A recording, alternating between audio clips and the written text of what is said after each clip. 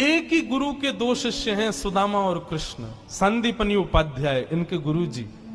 लेकिन एक शिष्य सोने की नगरी का राजा है, पूरे विश्व का अधिपति भगवान है, और एक शिष्य एक फूटी सी झोपड़ी में रहता है। एक बार संदीपनी विद्यालय में जब कृष्ण सुदामा पढ़ते थे तब भृगु ऋषि पधारे, सबसे क्रोधी ऋषि, और आकर के गुरु माँ से भिक्षा मांगी। माते भिक्षाम देही, माता भिक्षा प्रदान करो। माँ ने मन में विचार किया कि अभी सामग्रियां तो इतनी नहीं कि मैं भिक्षा दे सकूं, मना कर दिया। बोले भगवान आप कल आ जाना, आज तो भिक्षा के लिए सामग्री नहीं है, शाम को जब आ जाएगी तो कल आपको प्रदान कर दूंगा। अब भृगु ऋषि तो क्रोधी, उनको तो जब मांगे तब चाहिए।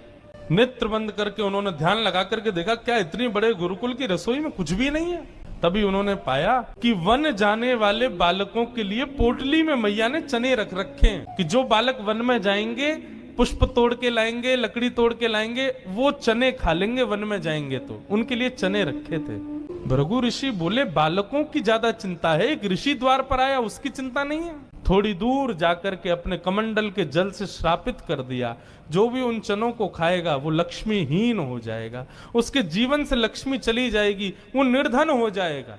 जिस समय भृगु ऋषि श्राप दे रहे थे, सुदामा जी वहीं एक वृक्ष के पीछे बैठ करके कुछ पुष्प तोड़ रहे थे। जैसे ही श्राप दिया, सुदामा जी पहले तो चाहते थे कि मैं जाकर के ये संकेत कर दूं कि भाई उन चनों को मत खाना, उनको शाप लगा है। लेकिन तभी गुरुकुल जाते समय देखा कि सामने से अपने दोनों कमर पर पोटलियां बांध करके कृष्ण चले आ रहे हैं। सुदामा जी बोले लाला कहां जा रहे हो? बोले आज तोकू और मोकू वन में जावे की सेवा मिली है, मोए और तोए वन से पुष्प और तुलसी तोड़ के लानी है, लकड़ी तोड़ के लानी है। चल देख, गुरु मैया ने वन में खावे के काजे चना भी दिए, दोनों प्रेम से पाएंगे और प्रेम से वहां से बढ़िया सब कछु लेके आएंगे। आज बालकन में हमारो नंबर आया हो वन में जावे को। सुदामा जी की नजर पोटलियों पर पड़ी, बोले कन्हैया कहीं खा नहीं ले, फेंक देंगे तो कहीं अंकुरित होके वृक्ष बन गए, कोई भी खाएगा तो लक्ष्मीहीन हो जाएगा, मेरो कन्हैया खा लेगो तो लक्ष्मीहीन है जाएगो। सुदामा जी जिद करने लगे, बोले सुन तू बाकी के सामान रख अपने पास, ये पोटली मोह दे दे मैं बांधू अपने कमर पे। ठाकुर जी बोले क्यों, मैंने बांध तो रखी। बोले तेरो भरोसा ना है, तो को भूख लगेगा तो मेरे बटके ने खा जाएगो, मोकूद है, जब भूख लगेगी तो दोनों बांट के खाएंगे। और जिद करके सुदामा जी ने दोनों पोटली अपने पास रख ली। वन में वृक्षों की लकड़ी तोड़ रहे हैं, पुष्प तोड़ रहे हैं, फल तोड़ रहे हैं। सुदामा जी मौका ढूंढ रहे हैं, कब मौका मिले मैं भागूं एकांत में चने खा लूं। तभी जोर की बारिश होने लगी।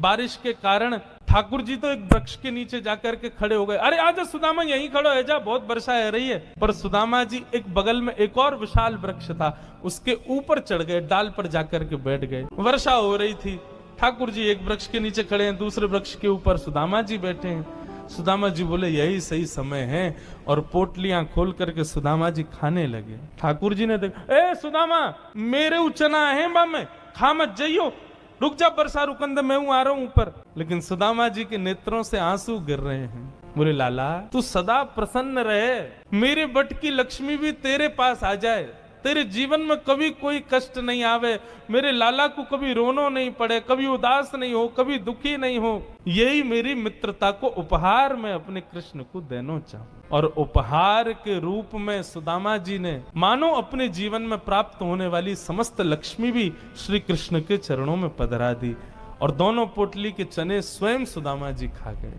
द्वारिकाधीश कृष्ण उस दिन तो सोच रहे थे कि सुदामा तूने एक बार भी विचार नहीं किया कि मेरे भी चने थे उसमें, पा गया। सुदामा जी क्षमा मांगने लगे, बोले माफ कर दे लाला, भूख ज्यादा लगी हमारे, खा गए हो। लेकिन वास्तविकता कौन जाने। सुदामा जी महाराज फटी टूटी झोपड़ी में रहते हैं, उधरी हुई धोती पहनते हैं, अन्न जल का तो कोई ठिकाना ही नहीं है, ऐसे घर में रहते हैं। पत्नी बोली द्वारिकाधीश आपके मित्र हैं, आप जाते क्यों नहीं कभी उनसे मिलने? सुदामा जी बोले कहीं मेरी दशा देख करके कोई ये ना सोचे गरीब है, भिखारी मांगने आया, इसलिए मुझे अजीब लगता है। और दूसरी बात ये कि मैं कृष्ण का सखा हूं, अब कृष्ण तो बढ़िया राजकीय वेश में रहता है, अब मैं ऐसे रहता हूं, कोई मुझे देख करके कहीं ये ना सोचे ये कैसा सखा ठाकुर जी का, इसलिए मुझे लगता है कि मैं यहीं से ही उनको भज लूं, उनके पास ना जाऊं। सुदामा जी की पत्नी ने सौगंध दे दी, तुम्हें मेरी सौगंध है, जाओ द्वारिकाधीश से मिलके आओ। पत्नी की सौगंध मान करके सुदामा जी आज विचार करने लगे, जाऊं? कृष्ण ये तो नहीं सोचेगा कि कहां से आ गया, कुछ मांगने आया है। कृष्ण तो नहीं सोचेगा, लेकिन उसकी पटरानियां, उसके राज्य के लोग, महामंत्री आदि, ये सब तो नहीं सोचेंगे। सुदामा जी को बहुत संकोच हो रहा है, लेकिन पत्नी की सौगंध है तो निकल पड़े। पत्नी ने 4 घरों में जाकर के अलग अलग एक एक मुट्ठी चावल लिए, जानबूझ। क्यों? ताकि जब ये पोटली द्वारिकाधीश देखेंगे तो अलग अलग प्रकार के चावलों को देख के पहचान जाएंगे कि एक दाना भी सुदामा के घर का नहीं है। थोड़ी तो कृपा करेंगे मेरे ऊपर। सुदामा जी पोटली दबाए निकल पड़े। सुदामा जी महाराज धीरे धीरे चल करके द्वारिका की ओर जा रहे हैं। चलते चलते महीनों बीत गए सुदामा जी को। तभी एक व्यक्ति से बोले, भैया द्वारिका नगरी कितनी दूर रह गई है अभी यहाँ से?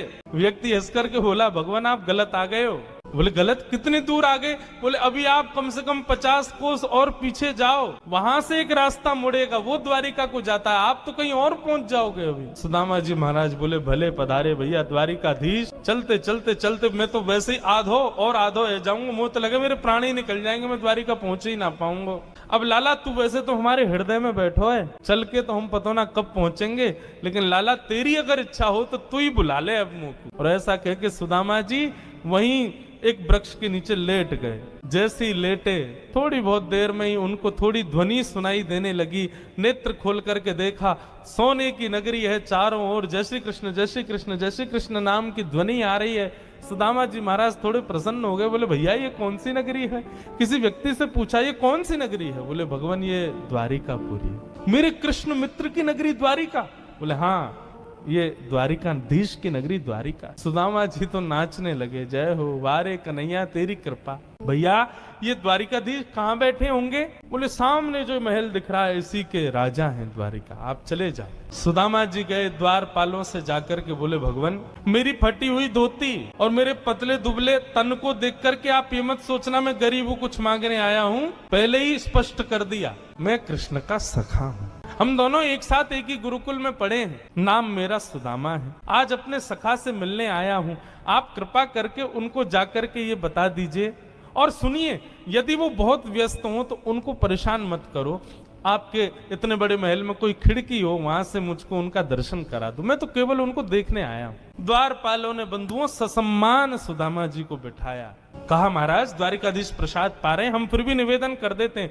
भीतर जाके द्वारपालों ने जैसे ही बताया, द्वार पर आपके सखा आए हैं, बचपन के मित्र हैं, नाम उन्होंने सुदामा बताया है। सुदामा नाम सुनते ही भगवान खा रहे थे, खाते खाते रुक गए। बोले क्या नाम बताया? बोले सुदामा। मेरे बचपन के सखा सुदामा आए हैं बाहर? बोले हाँ नाथ सुदामा जी आए। आप प्रसाद पा लीजिए, हमने उनको कह दिया है आप जब निवृत्त हो जाएंगे तब दर्शन कराएं। भगवान बोले प्रसाद ये आवश्यक है, मेरे मित्र आए सखाएं बाहर खड़े, तुम उनको बाहर ही छोड़ के आ गए। भगवान आज पहली बार बीच प्रसाद से उठ गए, दौड़े। महामंत्री, सेनापति, पत्नियां सब दौड़ रही हैं। ऐसा कौन आ गया जिसके लिए भोजन छोड़ के भागे? द्वार पर दीनहीन सी अवस्था है, सुदामा जी खड़े। भगवान ने जाकर के हृदय से लगा ली। बार बार उनके मुख को देखते हैं, फिर हृदय से लगाते हैं, फिर देखते हैं, फिर हृदय से लगाते हैं। अपने गले में गलवैयां डाल करके लेकर के चल रहे हैं, फिर चलते चलते पता नहीं क्या होता है, ठाकुर जी फिर रोकते हैं, फिर हृदय से लगा लेते हैं, फिर चलते हैं, फिर हृदय, बार बार हृदय से लगा रहे हैं और रोने लग रहे हैं ठाकुर जी। रुक्मणी आदि पटरानियों ने ऐसा दृश्य पहले द्वारिका में कभी नहीं देखा। सुदामा जी को ले जाकर के द्वारिका के सिंहासन पर बिठाया।